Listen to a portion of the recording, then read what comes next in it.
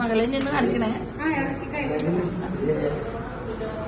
അതെന്നോട് എത്ര മിനിറ്റ് കൊണ്ട് സിസേറിയൻ? ഞാൻ ഇപ്പൊ 9 എത്ര 9:05 9 മീന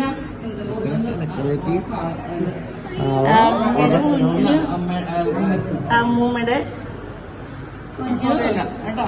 അതിനകത്ത് കിടക്ക ഏഞ്ചില് പറഞ്ഞ കുറച്ച് ഷുഗറൊക്കെ ഒന്ന് കറക്റ്റാകാൻ വേണം പാലൊക്കെ കൊടുക്കും. അങ്ങനെ ഞങ്ങൾ ഒരു കൂട്ടം ജനങ്ങൾ കാത്തിരുന്ന ആളും കഴിഞ്ഞ വർഷം മെയ് 1-ാം തീയതി തൊഴിലാളി ദിനത്തിൽ പുറത്തേക്ക് വന്നിട്ടാ. മെയ് 11-ാം തീയതി ആയിരുന്നു എനിക്ക് ഡേറ്റ് ഉണ്ടായിരുന്നതും. ഏപ്രിൽ 30-ാം തീയതി ഡോക്ടറിനെ കാണാൻ വേണ്ടിയിട്ട് പോയതാണ്, ചെക്കപ്പിന് പോയതാണ്. അപ്പോൾ ഡോക്ടർ പറഞ്ഞു, റിയ ഇന്ന് തന്നെ അഡ്മിറ്റ് ആയിക്കോ, ഡെലിവറി എപ്പോൾ വേണമെങ്കിലും ഉണ്ടാവുമെന്ന്. നമ്മളും ഡെലിവറിയുടെ ബാഗെല്ലാം നമ്മൾ ഹോസ്പിറ്റലിലേക്ക് കൊണ്ടുപോകാനുള്ള ബാഗെല്ലാം നേരത്തെ തന്നെ സെറ്റാക്കി വെച്ചതുകൊണ്ട് തന്നെ നമുക്കതിന് താമസമൊന്നും ഉണ്ടായിരുന്നില്ല. എങ്കിലും ഞാൻ ഒന്ന് വീട്ടിൽ പോയിട്ട് അങ്കിളിനോടും ആൻറ്റിമാരോടും എല്ലാവരോടും ഒക്കെ ഒന്ന് ഹോസ്പിറ്റലിൽ പോകണം എന്നൊക്കെ പറഞ്ഞ് ടാറ്റയൊക്കെ പറഞ്ഞ് ഹോസ്പിറ്റലിലേക്ക് പോകുന്നുണ്ട്. അത് ഞങ്ങളെല്ലാവരും ഉണ്ടായിരുന്നു. ഞാനും ചെപ്പി, ഉണ്ണിയും, സ്നേഹയും, അമ്മച്ചും, ചെറുനയുടെ ഞങ്ങളെല്ലാവരും കൂടിയാണ് ഹോസ്പിറ്റലിലേക്ക് പോകുന്നത്.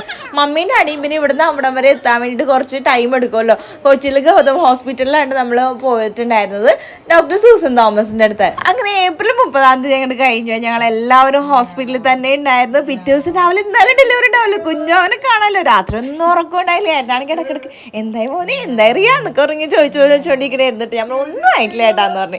പിറ്റേ ദിവസം രാവിലെ ഒരു 8 മണിയായപ്പോൾ നല്ല മേക്കപ്പ് ഒക്കെ ചെയ്ത് ലിപ്സ്റ്റിക്കൊക്കെ അടിച്ച് ഞാൻ റൂമിലേക്ക് കയറിയത്. കാരണം കുഞ്ഞു വരുമ്പോഴേക്കും അമ്മ നല്ല സുന്ദരിയായിട്ടിരിക്കണമല്ലോ. അങ്ങനെ റൂമിൽ കയറി ഡോക്ടർ ചെക്ക് ചെയ്ത് കഴിഞ്ഞപ്പോഴേക്കും കുഞ്ഞു മെക്കോണിയോ ബാസ് ചെയ്തെന്ന് മെക്കോണോ എന്നല്ല പറഞ്ഞത്, അത് തന്നെ ബാസ് ചെയ്തെന്ന്. അപ്പം ഇനിയിപ്പോൾ റിസ്ക് എടുക്കാൻ പറ്റില്ല, എന്തായാലും ഡെലിവറി പെയിൻ വരാൻ വേണ്ടിയിട്ട് സമയം എടുക്കും, സിസേറിയൻ ചെയ്യേണ്ടി വരുമെന്ന് പറഞ്ഞു. പിന്നെ എല്ലാവരും ഡോക്ടർ തന്നെ പറയണ തന്നെ കേട്ടോ, റിസ്ക് എടുക്കണ്ടല്ലോ. അപ്പം നമ്മൾ അങ്ങനെ സിസേറിയൻ ചെയ്ത് 9:05 ആയപ്പോൾ എൻ്റെ കുഞ്ഞിക്കിളി പുറത്ത് വന്നിട്ടാ. പക്ഷെ എനിക്ക് അപ്പം നല്ലോണം കണ്ടതായിട്ടുള്ള ഓർമ്മയില്ല കേട്ടോ കുഞ്ഞിക്കിളീനെ, കാരണം എനിക്ക് ബോധം ഉണ്ടായില്ല.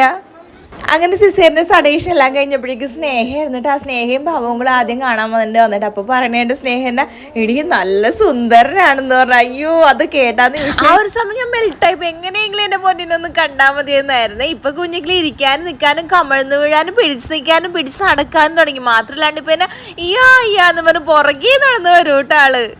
അങ്ങനെ എൻ്റെ കുട്ടിക്കുറി ഇന്ന് 1 വയസ്സായി. അപ്പോൾ ഇതും കൂടി നിങ്ങളോട് ഷെയർ ചെയ്യണം എന്ന് എനിക്ക് കുറേ നാളായിട്ടുള്ള ആഗ്രഹമായിരുന്നു. അപ്പോൾ എൻ്റെ കുഞ്ഞിക്കിളിയുടെ ബർത്ത്ഡേക്ക് തന്നെ ഇതെല്ലാം ഷെയർ ചെയ്യാൻ പറ്റി. അപ്പോൾ എൻ്റെ ചാനൽ ആരെങ്കിലും സബ്സ്ക്രൈബ് ചെയ്യാത്തവരുണ്ടെങ്കിൽ സബ്സ്ക്രൈബ് ചെയ്യണം, ലൈക്ക് ചെയ്യണം, കമൻറ്റ് ചെയ്യണം. അപ്പോൾ അത്രേ ഉള്ളൂ. ബാക്കി വിശേഷം നെക്സ്റ്റ് വീഡിയോയിൽ കാണാം.